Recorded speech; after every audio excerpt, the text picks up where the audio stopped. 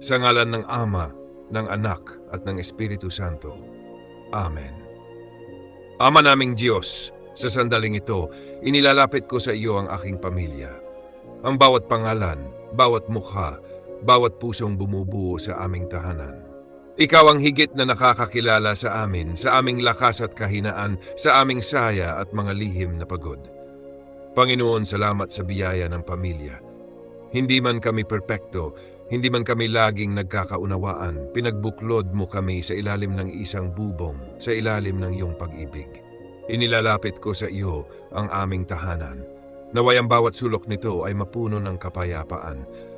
Naway ang bawat silid ay maging lugar ng pahinga at pag-asa.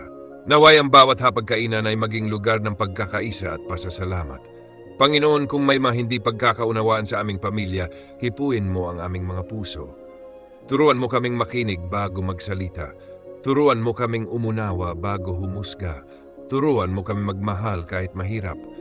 Kung may tampuhan, pagalingin mo ito. Kung may sugat na dulot ng salita, pagaanin mo ito. Kung may pagod na hindi nasasabi, ikaw ang magbigay ng lakas. Ama, ingatan mo ang bawat miyembro ng aking pamilya. Ingatan mo ang aming paglabas at pag-uwi. Ingatan mo ang aming trabaho at pag-aaral. Ingatan mo ang aming kalusugan, pisikal, emosyonal at espiritual.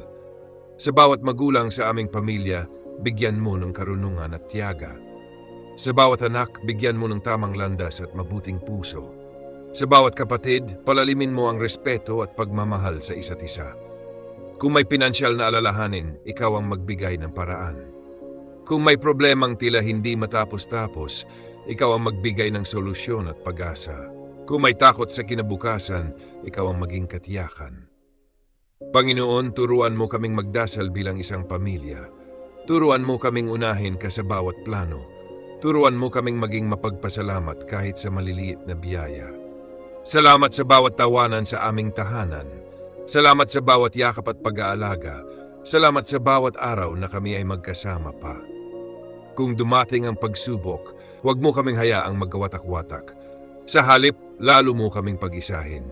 Sa halip, lalo mo kaming patatagin. Naway ang aming pamilya ay maging tahanan ng pag-ibig. Isang tahanan kung saan ikaw ang sentro. Isang tahanan kung saan may respeto, pagtutulungan at kapayapaan. Iniaalay ko sa iyo ang aking pamilya, Panginoon.